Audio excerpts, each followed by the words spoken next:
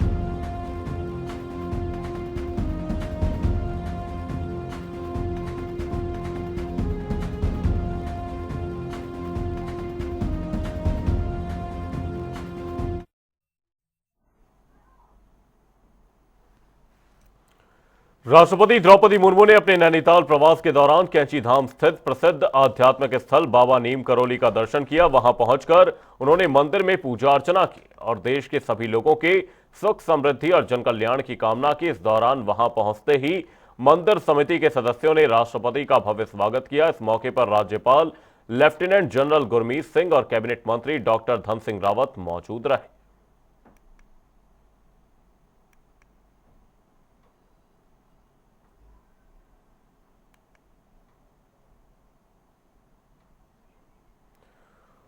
आपको बता दें, मंदिर समिति के लोगों ने राष्ट्रपति का इस दौरान स्वागत किया। राष्ट्रपति द्रौपदी मुर्मू कार्यक्रम में शामिल हुई। नीम करोली धाम में राष्ट्रपति ने पूजा अर्चना की। आपको बता दें, राष्ट्रपति ने लोगों की सुख समृद्धि की भी इस दौरान कामना की है। राष्ट्रपति द्रौपदी मुर्मू के नैनीताल दौरे को लेकर यह बड़ी और अहम अपडेट आपको बता रहे हैं। राष्ट्रपति द्रौपदी मुर्मू ने इस दौरान राज्यपाल लेफ्टिनेंट जनरल गुरमीत सिंह के साथ नीम करोली आश्रम पहुंची, जहां पर उन्होंने प्रदेश के लिए सुख समृद्धि की कामना की। मंदिर समिति के लोगों ने राष्ट्रपति का इस दौरान स्वागत किया। नीम करोली धाम में राष्ट्रपति ने पूजा अर्चना की। नैनीताल से ये तस्वीरें सामने आई जिसमें राष्ट्रपति द्रौपदी मुर्मू नजर आ रही हैं। राष्ट्रपति ने लोगों की सुख समृद्धि की कामना की है।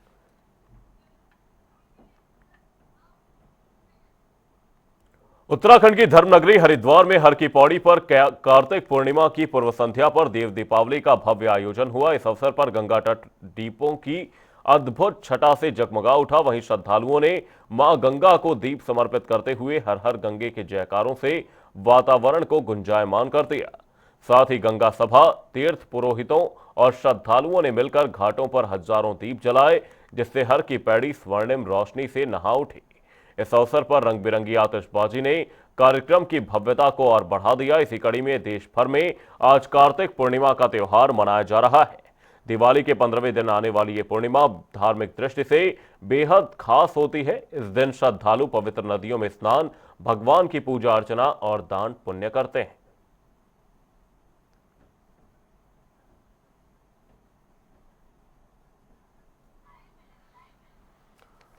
आपको बता दें, श्रद्धालु इस दौरान पवित्र गंगा में स्नान करने के लिए बड़ी संख्या में पहुंच रहे हैं। हर की पैड़ी पर देव दीपावली का भी इस दौरान आयोजन किया गया, जहां पर हरिद्वार दीपों की रोशनी में नहाता नजर आया। और आपको बता दें, हरिद्वार में कार्तिक पूर्णिमा के मौके पर बड़ी संख्या में श्रद्धालु दर्शन, पूजन और साथ ही स्नान, दान आदि करने के लिए पहुंच रहे हैं। कार्तिक पूर्णिमा के मौके पर इस दौरान बड़ी संख्या में लोग स्नान करने के लिए हरिद्वार हर की पैड़ी पर पहुंच रहे हैं। वहीं जयकारों से गंगा तट गूंज उठा। कल देव दीपावली का आयोजन किया गया, जहां श्रद्धालुओं ने मां गंगा को दीप अर्पित किए। वहीं आतिशबाजी ने इस दौरान कार्यक्रम की रौनक को बढ़ा दिया और बड़ी संख्या में श्रद्धालु आज कार्तिक पूर्णिमा के मौके पर स्नान करने के लिए पहुंच रहे हैं। और हरिद्वार से हमारे सहयोगी हर्ष सैनी हमारे साथ जुड़े हुए हैं। हर्ष, आपसे जानने की कोशिश करेंगे, कार्तिक पूर्णिमा का मौका है और बड़ी संख्या में श्रद्धालु आज स्नान करने के लिए हरिद्वार हर की पैड़ी पर पहुंच रहे हैं। फिलहाल कार्तिक पूर्णिमा को लेकर किस तरह की विशेष तैयारियां घाटों पर फिलहाल की गई हैं? जी बिल्कुल अमन, मैं आपको बता दूं, कार्तिक पूर्णिमा का जो ये पर्व है, इसको लेकर हरिद्वार में भारी संख्या में लोगों की मौजूदगी है। और हम अपने सहयोगी से कहेंगे, सबसे पहले आप दिखाएं कि किस तरीके से हरिद्वार में इस वक्त चप्पे चप्पे पर लोग यहाँ पर खड़े हैं। और पुलिस प्रशासन की अगर बात करें तो प्रशासन की मौजूदगी भी यहाँ पर लगातार नजर आ रही है। वहीं कल ब्रीफिंग के दौरान भी हरिद्वार के एसएसपी परविंदर सिंह डोभाल ने स्पष्ट किया था कि हरिद्वार में पुलिस प्रशासन की जो व्यवस्था होगी वो जनता के लिए सुचारू होगी और किसी भी तरीके की कोई भी दिक्कत परेशानी ना हो, इसके लिए हरिद्वार पुलिस लगातार मुस्तैद नजर आ रही है। वहीं अगर इस पर्व की बात करें तो हरिद्वार में लाखों की संख्या में यहाँ पर आज लोगों की पहुंचने की उम्मीद है। सड़कों पर भारी जाम देखने को मिल रहा है। वहीं इस पूजा की बात करें तो भगवान विष्णु और मां लक्ष्मी की पूजा, उनकी आराधना पर ये त्योहार विशेष रूप से यहाँ पर मनाया जा रहा है। वहीं हरिद्वार में घाटों पर भी भारी संख्या में लोगों की मौजूदगी नजर आ रही है। यहाँ पर कुछ लोग हमारे साथ हैं। आप कहाँ से आए हैं? कैसा लग रहा है आज त्योहार पे आगे? अच्छा लग रहा है। क्या महत्व मानते हैं कार्तिक पूर्णिमा का जीवन? तो लोग कहीं ना कहीं हिचकिचा रहे हैं बोलने से, लेकिन हम प्रयास लगातार कर रहे हैं, आपको दिखा रहे हैं। जनता टीवी पर एक्सक्लूसिव ये तस्वीरें दिखा रहे हैं। मैं चाहूंगा कि एक बार प्रशासन आप दिखाएं, प्रशासन कैसे यहाँ पर मौजूद है लोगों की व्यवस्था के लिए। अमन, साथ ही हर्ष, आपसे समझने का यह भी प्रयास करेंगे, आज विशेष ट्रैफिक प्लान भी तैयार किया गया है कि शहर में जाम की स्थिति देखने को ना मिले, उसे लेकर एक विशेष ट्रैफिक प्लान तैयार किया गया है। किस तरह की व्यवस्थाएं यहां पर ट्रैफिक को सुचारू रखने के लिए की गई हैं, क्योंकि एक बड़ी संख्या में लोग हरिद्वार स्नान करने के लिए पहुंचते हैं और आज वैसे भी विशेष मौका है, तो इसमें किस तरह की तैयारियां प्रशासन की ओर से फिलहाल की गई हैं? निश्चित रूप से ट्रैफिक की व्यवस्था कल शाम 6 बजे से यहाँ पर लागू हो गई थी। वहीं स्पष्ट किया गया था कि जो भारी वाहन है वो रिहायशी इलाकों से जाने से बचे। और बिल्कुल, और दूसरी व्यवस्था ये भी की गई थी प्रशासन के द्वारा कि हर एक चौक चौराहे पर प्रशासन के लोग यहाँ पर मौजूद हैं। लगातार मॉनिटरिंग की जा रही है। वहीं सीसीटीवी कैमरे से भी चप्पे चप्पे पर नजर रखी गई है। अगर हाईवे की बात करें तो यहाँ पर ड्रोन के माध्यम से भी नजर रखी जा रही है। हरिद्वार पुलिस लगातार प्रयास कर रही है कि जाम की स्थिति ना बने और लोगों से भी, जनता से, जो आम जनता है उनसे भी सहयोग की अपील की जा रही है। वहीं यहाँ पर देर जो संध्या थी, पूर्व में यहाँ पर दीप उत्सव का एक कार्यक्रम हुआ, देव दीपावली यहाँ पर बनाई गई। हजारों की संख्या में घर की पैड़ी पर दिए जलाए गए। तो ये पूरा कार्यक्रम रहने वाला है और आज भी भारी भीड़ हरिद्वार में उमड़ने की पूरी संभावना है, क्योंकि सड़कों पर जाम पूरी तरीके से अभी से ही लग चुका है। अमन, वहीं साथ ही हर्ष, आज किस तरह के इंतजाम फिलहाल घाटों पर किए गए, क्योंकि जैसा कि देखा जाता है घाटों पर भीड़ को नियंत्रित करना एक बड़ी चुनौती हर बार देखा जाता है, लेकिन इस बार किस तरह के विशेष प्रबंध घाटों पर किए गए कि जो श्रद्धालु स्नान करने के लिए आए हैं उन्हें किसी भी तरह की कोई असुविधा ना हो?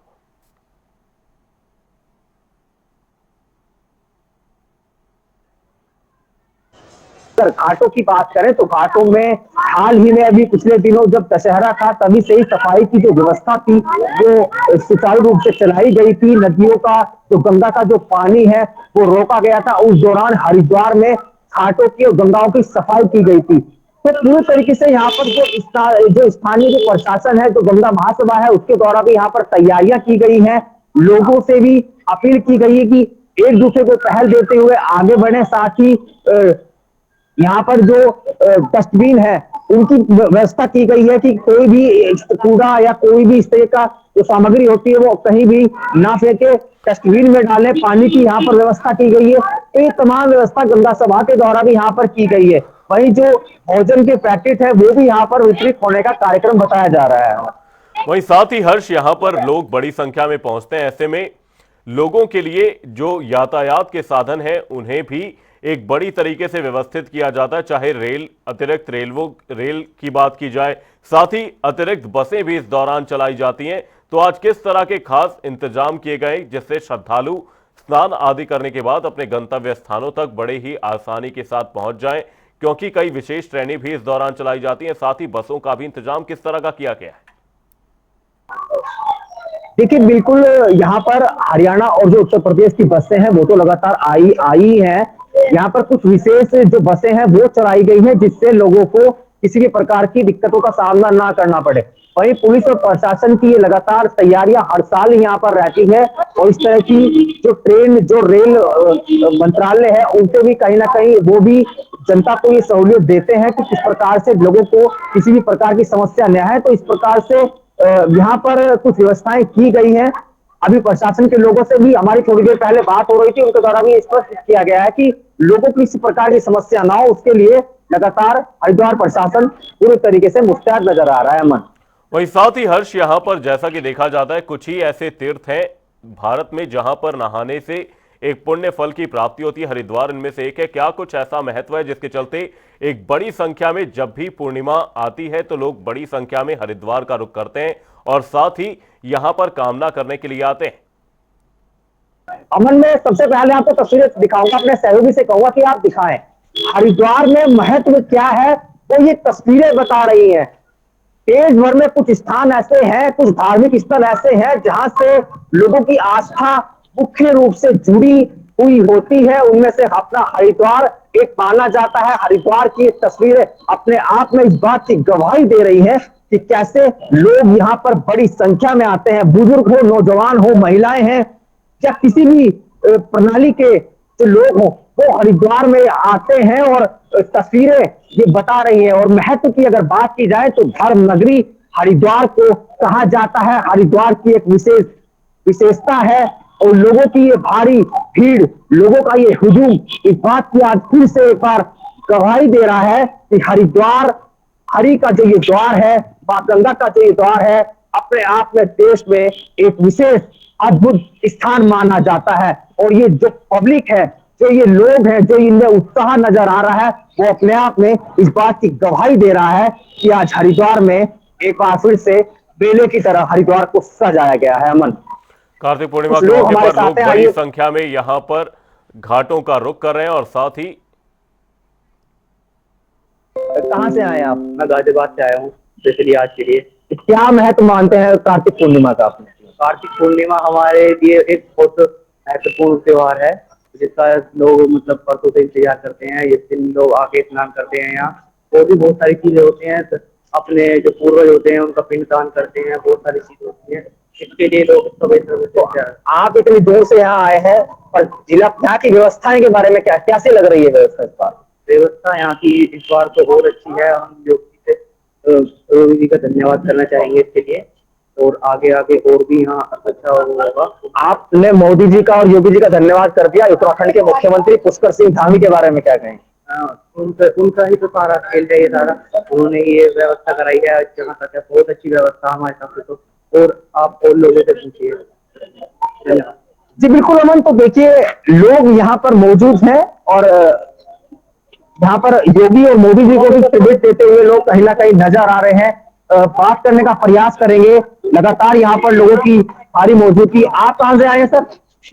शामली से स्नान करने के लिए आज आए हैं। कैसा महसूस कर रहे हैं हरिद्वार? आप कहाँ से आए? कितना महत्व मानती है अपने जीवन में इसका, कार्तिक पूर्णिमा का? मानते हैं तभी तो यहाँ पर आए हैं। ना माने तो व्यवस्थाएं कैसी है इस बार? व्यवस्था अच्छी नहीं है। नहीं है व्यवस्था अच्छी। हाँ, अच्छी क्यों नहीं है व्यवस्था? स्नान इतना अच्छा हो रहा है, पब्लिक आई है। आपने कर लिया स्नान? हाँ जी, हमने स्नान वगैरह कर लिया। आप लोग निकल रहे हैं? हाँ, अब निकल रहे हैं। तो ये अमन, हमने आपकी बात कराई कि किस प्रकार से लोग यहाँ पर लगातार मौजूद हैं। अमन, बहुत बहुत धन्यवाद हर्ष, तमाम जानकारी हमारे साथ साझा करने के लिए। हर की पैड़ी पर देव दीपावली का अद्भुत नजारा भी कार्तिक पूर्णिमा की पूर्व संध्या पर देखा गया और आज कार्तिक पूर्णिमा मनाई जा रही है। बड़ी संख्या में श्रद्धालु हर की पैड़ी पर स्नान करने के लिए पहुंच रहे हैं।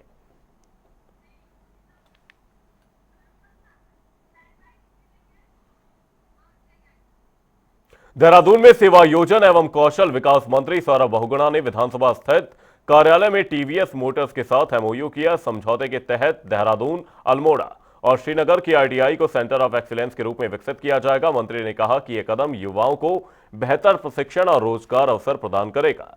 वहीं टीवीएस मोटर्स अगले 6 महीनों में 200 युवाओं को रोजगार से जोड़ेगी।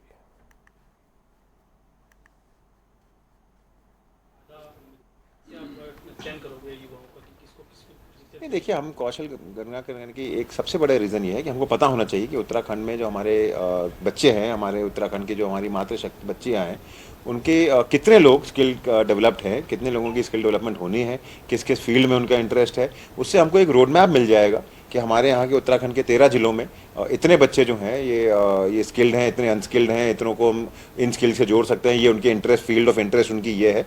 तो उससे जब हमारे पास एक रोड मैप तय हो जाएगा, एक हमारे पास नंबर्स आ जाएंगे, डेफिनेट नंबर्स आ जाएंगे, तो आगे के लिए हमको उनको स्किल के साथ जोड़ना, उनकी स्किल को अपस्किल करना, रीस्किल करना हमारे लिए आसान हो जाएगा। और कहीं ना कहीं जो आज उत्तराखंड की डिमांड है उसको भी फुलफिल करने में ये जनगणना हमारी मदद करेगी।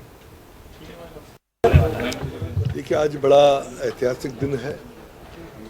जो हमारी देहरादून में निरंजनपुर आईटीआई है, ये पूरे उत्तराखंड की सबसे बड़ी आईटीआई है और सबसे प्रतिष्ठित भी अगर कहेंगे तो मैं समझूंगा अतिशयोक्त नहीं होगी।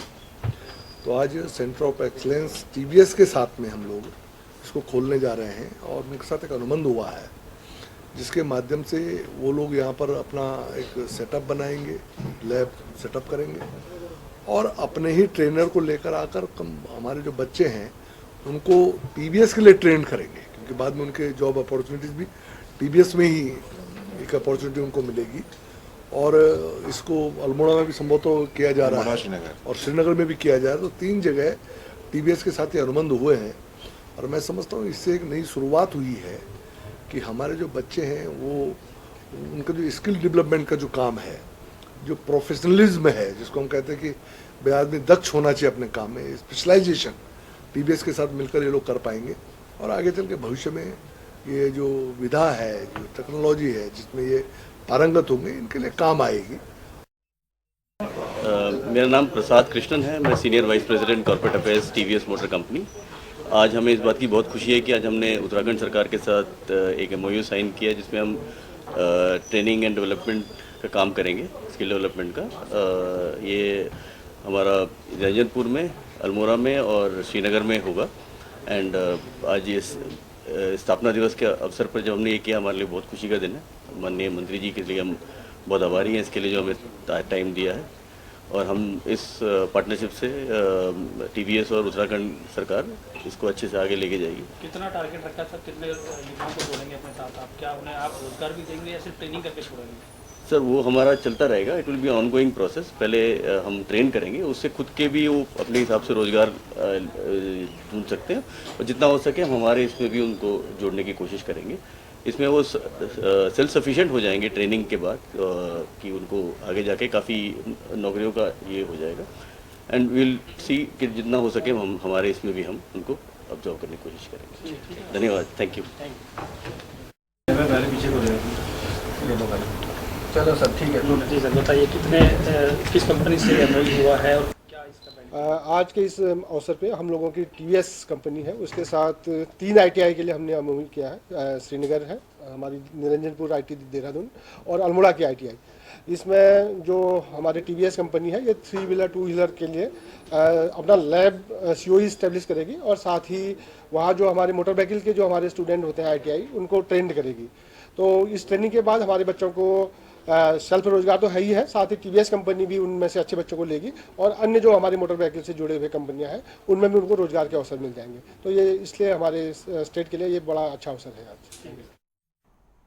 हरिद्वार के रानीपुर कोतवाली क्षेत्र में प्रशासन ने बड़ी कार्रवाई करते हुए पथरी रोह पुल के पास 2 बीघा सरकारी भूमि से अवैध दरगाह का अतिक्रमण हटाया, जिसके चलते पहले नोटिस देने के बावजूद कब्जा नहीं हटाने पर बुलडोजर चलाया गया। वहीं कार्रवाई के दौरान भारी पुलिस बल भी मौजूद रहा, जिसके चलते एसडीएम ने कहा कि सरकारी संपत्ति पर कब्जा करने वालों के खिलाफ सख्त कार्रवाई जारी रहेगी।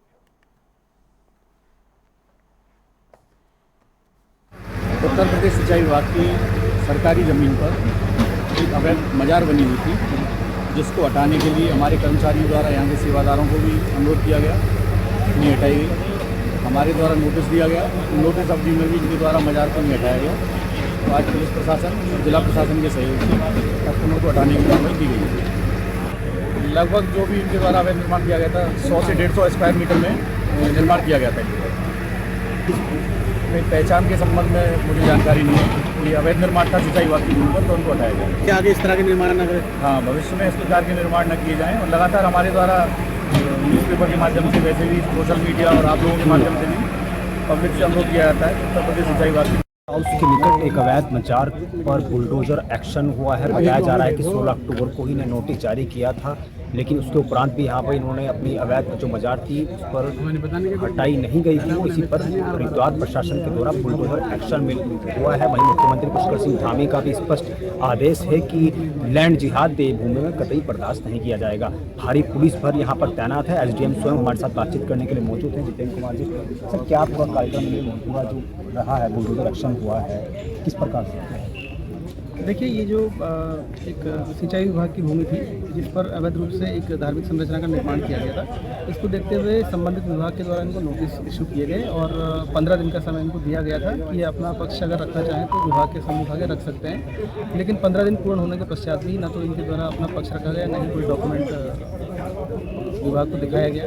तो उसके बाद नोटिस पीरियड खत्म होने के पश्चात आज ये कार्रवाई यहाँ पे की गई है और जो अवैध स्ट्रक्चर था उसको हटाया गया। सर, बताया जा रहा है कि उत्तर प्रदेश सिंचाई विभाग की भूमि बताई जा रही है, तकरीबन 2 बीघा जमीन पर यह अवैध मजार बनाई गई थी। जी, ये उत्तर प्रदेश भूमि है और लगभग 2 बीघे के आसपास जो लैंड है। क्या कर सकते किसी व्यक्ति की यहाँ पर पहचान हो पाई?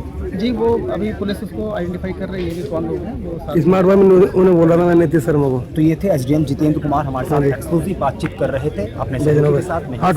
जनता टीवी हरिद्वार। बुलेटिन में फिलहाल के लिए सिर्फ इतना, रुकेंगे एक छोटे से ब्रेक के लिए। देखते रहिए जनता टीवी।